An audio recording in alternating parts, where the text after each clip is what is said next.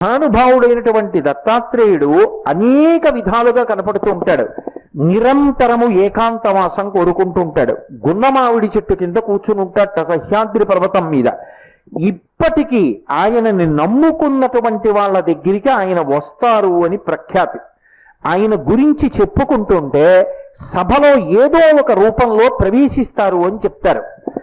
దత్తాత్రేయుల వారి ఉపాసన పరమాద్భుతమైనటువంటి ఉపాసన.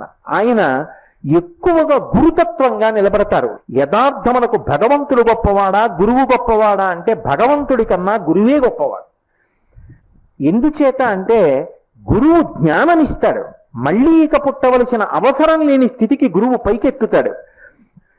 అంటే దాని ఉద్దేశం గురువు కోర్కెలు తీర్చలేడు అని కాదు.